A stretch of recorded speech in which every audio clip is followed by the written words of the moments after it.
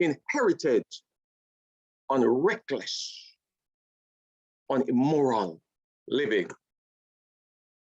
See, when Jesus depicted this, he was depicting the upper class, the Jewish family. And this family consisting of a man and his two sons. The younger son became tired and restless about being at home confined to a religious family, being taught well by the father, but had become resentful and rebellious. He was not a dutiful son at all. He grew up wanting to have his own way, wanting to do his own things, so to speak, always having a mind to go astray.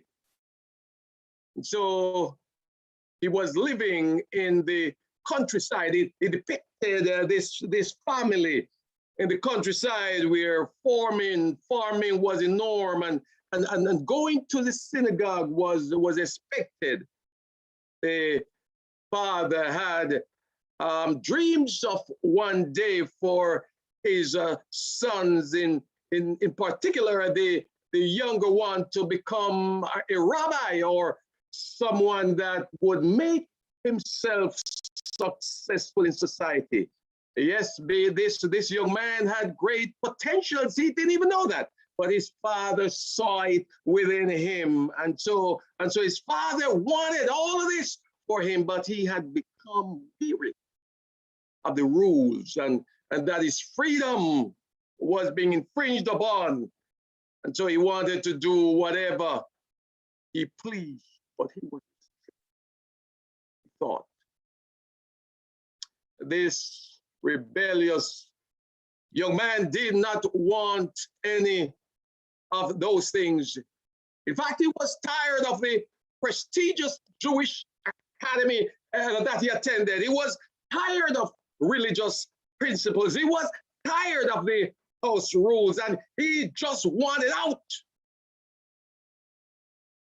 His father thought that his principles, that they were sufficient, but the boy thought it was too hard for him. It was they were too strict. But his father was loving and caring. Such ingratitude for all the love and comfort in that household.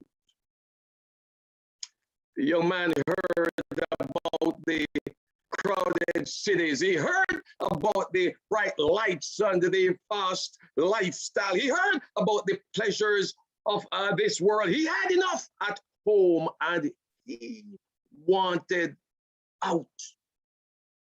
He wanted to be on his own. He wanted the splendor of this world. He wanted everything, the make-believe happiness and the desires of his life. Father, give me my portion of this property. Give me the assets. Give me the money. Give me mine. In the first place, this was very inappropriate. It was a very inappropriate request. Rarely a child would have asked for his portion before the death of his father. In antiquity, the eldest son would receive a double portion. If a man had 3 sons, the first son would receive 50% of the estate, while the other 2 sons would receive 25%. You see, the oldest would receive 2/3 if they had 3 sons, and so the others would just share 25%. However, the father, this father, this kind and loving father, he was obliged to this unhealthy request. The young man got it. He was feeling good. He thought he has now grown up, and so he sold his portion. He got a lot of money. Imagine he bought an expensive carriage and packed it up with everything, and off he went to a far or a distant country, far away from his father, far away from everything he learned, far away from God, far away from the watchful eyes of everyone he knew or who knew him. I imagine that he would go to somewhere like the city of Alexandria, that was the capital of Egypt at one time, a city known for its sophistication and knowledge and wealth. In addition, it was known for the pleasures of this world and the nightlife. And so the young man wanted all of this. He wanted to experience that. And so he went away from his families, his father, his friends, to this far country, and then he met people of like-mindedness, and I imagine he was excited. He was hitting the clubs, the nightlife. He was doing this on a regular basis, going to these places, coming home in the morning. He was having fun, so he thought. Imagine he met all these gorgeous women who made him feel good. He was spending a lot of money. He thought he was Don Juan. He thought he was maybe the Teflon Don. He thought he had everything, that he was it. And so he had lots of friends. You see, when you have money, when you're splurging your money, when you are spending as though you're rich, you have it all, then you're inviting a lot of friends who are expecting handouts. And so he had a lot of friends then, but they were there. They were only there because he could buy them. He could purchase for them whatever they wanted. And so in my imagination, this man was driving a very expensive carriage. In today's time, it might have been like a Bentley or a Rolls Royce or a Ferrari. He was just enjoying the expensive taste of life. Money was of no issue to him because he thought he would continue to draw from the money. Well, he was spending, my friends, as if there was no tomorrow. Imagine this young man rented an expensive villa, more like a mansion on the upper east side. He had probably a penthouse near Times Square and another one in Santa Barbara and one near East LA. He was just living up. Imagine he got a yacht, very expensive yacht, colorful, all loaded, and he was just having the upper class to come and dine with him on the ocean front.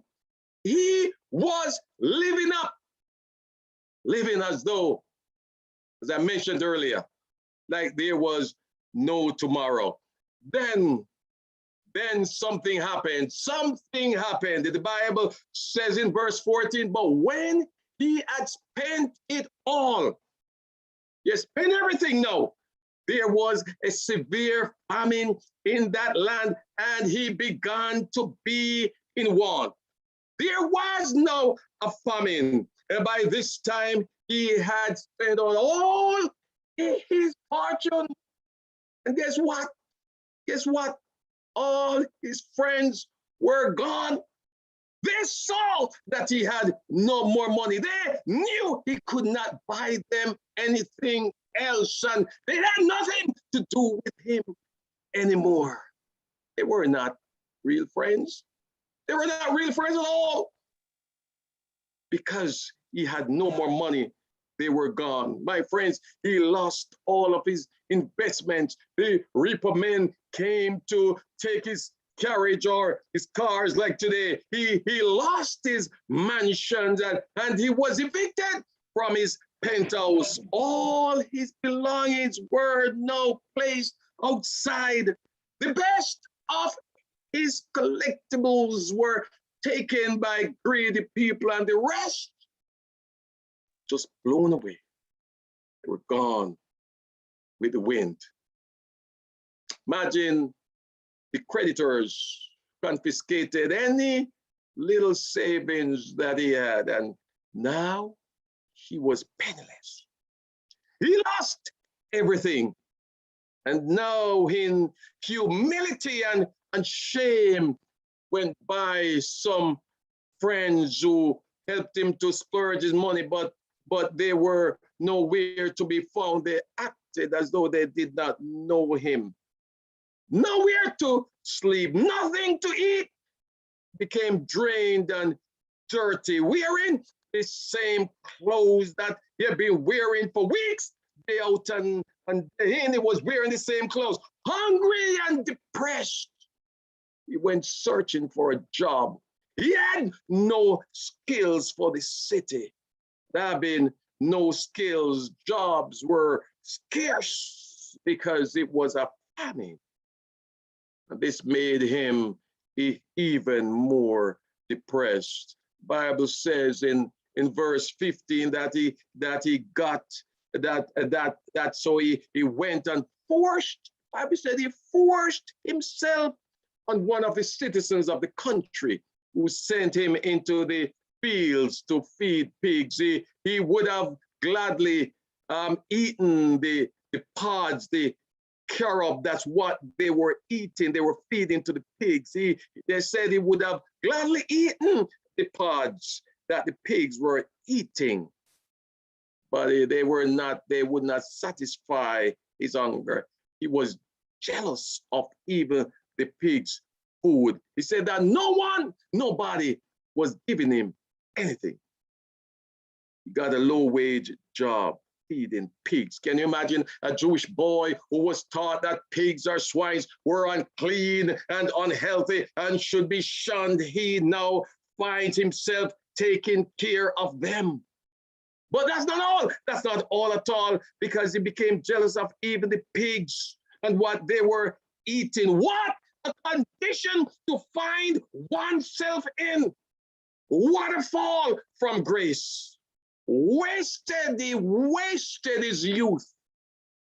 Now totally depressed and depraved. He had hit rock bottom. The young man had now hit rock bottom, and he was deciding, what should he do? What should he do?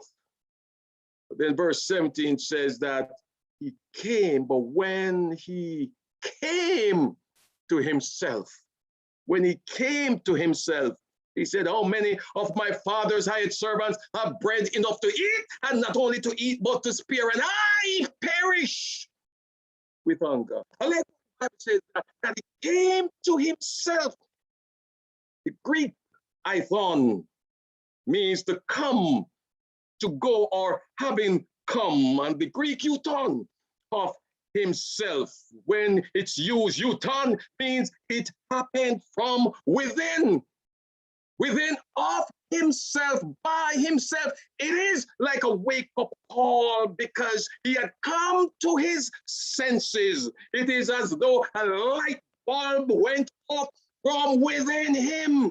And so he came to his senses after deep thinking. Euton, he came to himself. He came to realize what he had done, what he had thought to be happiness turned out to be a curse. He had become one of the most brave person on the planet, and he started to think about home. He started to think about his father, and even his father's servants who were living happily. They were eating all that their stomach could old and he was there hungry, he said, I will arise and go to my father. And I'm going to say to him, Father, I have sinned against heaven and before you. And no longer am I worthy of being called your son, but Father, make me one of your hired servants. Imagine him telling himself that I have the willpower to get up. I have the willpower to move, to rise out of this condition. I have the willpower to get out of this mess. I have the willpower to put away my shame and to go back home. He started to recite this over and over and over and over, what he wanted to say to his father until he believed it in his mind. It was time to act upon it. And so he left on his way, this prodigal son. He threw down everything that he had, and in his dirty state at this point, it doesn't matter what he looked like. He didn't have any money to go and buy new clothes, so he was raggedy, but he could care less. He was dried up and worn out, hungry and weak, but he had to make that journey on his foot. He was dragging himself time and time again. He would stop and he would rest, and then he would start to head back to that place that he knew best, the place that is the only hope he had, home where mind is home, sweet home. It is time for him to go to his father to beg a servant's place where he once was a child, the son of this man. But in his mind, he's thinking, my father would not turn me away. Tears run down his cheeks as he remembered his father's love. My friends, during this period of absence, the father was always praying for his son. Years have passed, and the father was praying day in and day out. He was praying. My friends, let me just stop to say something. You have to pray for your wayward children. Pray for them. This father was praying for them. He would sit by the window for a long, long time, many hours. He would be looking out to see if his son was coming home. But for days, and the days turn into months, and the months turn into years. But on this particular day, he looked out of the window. I want you to picture this with me. The father looked out of and he saw the silhouette of a man in the distance with the same frame as his son. He discerned his form, even though the son was now skinny and pale. This old man, he took off his glasses and he decided to go out to look a little further, and then he saw it was like his son, and this man, he forgot about how old he was. He started to run. I imagine his coat blowing up in the air as the wind blowing through. He was running to meet his son, and when he saw his son, he grabbed that boy and he hugged him. The man ran as fast as he could, embracing his son and kissing his son. He took his mantle and he put it around his son and covered his shame. And then the son started to cry a little bit and to confess, Father, I have sinned against heaven and in your sight. I'm no longer worthy to be called your son. But the father did not allow him to finish. The father called his servant and said, bring me the best robe. This is no royalty. Bring me the best robe to put on him and put a ring on his finger, put shoes on his feet, take those dirt or no sandals off his feet, put new shoes on his feet. Bring the fatted calf. Bring the fatted calf, that one that I like so much for royalty. Take that calf and kill that calf and make it ready. Let us eat and be merry, for this, my son, he was dead and is alive again. He was lost, but now he's found, and they began to make merry. When the father covered his son, he covered everything. Shame. Wanted to treat him like royalty, no matter how he was looking. But then something happened. Something happened. Because the other son was in the field. And the other son heard music. He came home and he heard music. Was wondering what in the world is going on. So he called one of his servants. He said, what's the meaning of all these? The servant said, it is because of your brother. He came home, and the father is happy because son came home safe and sound. And so the father is giving him a party. The son did not want to go into the home, the older son. He was looking at himself. He was filled with selfishness and pride and jealousy and malignity. He was quite upset that his younger brother had come home after squandering all his money. He didn't care what happened to his brother. He felt the younger brother should be abandoned for having caused the shame, all the shame on the family. So the older son refused to go into the house. The father had to go to him to console him, to explain the situation to him. The father wanted to remove the distance that the elder brother had created. And so the older son said to his father, imagine, I've been here with you a long time. I've never disobeyed you. I've been obeying you, and I've been working hard for you. And you have never even given me a young goat to make merry with my friends. But as soon as this son of yours came back, who squandered everything on prostitutes, you killed the fatted calf and you gave him a party. The father, being a loving man, he said, son, you're always with me, and all that is mine is yours. It is right, son. It is right for me to make merry, or for us to make merry and be glad. For this, your brother was dead and is alive. He was lost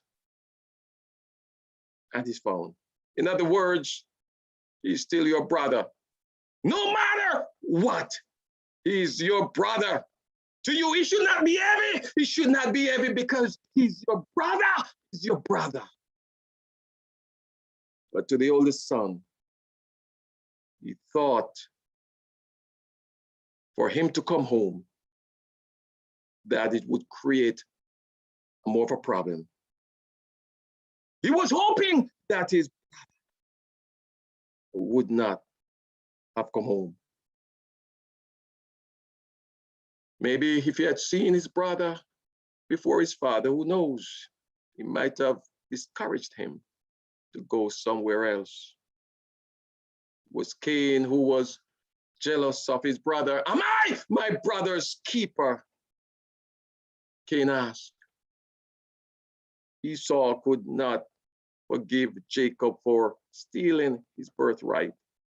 He said, the days of mourning for my father are at hand, then will I slay my brother. His mother had to tell him to run. And even after 20 years, he was still angry at his brother and was planning to kill him. I believe this older son should have picked up that brother. He should have put him on his shoulder and he should walk around saying, "This, my brother." He ain't heavy. Because he's my brother. No matter what he had done with his life, he had come home and I welcome him home instead of being upset.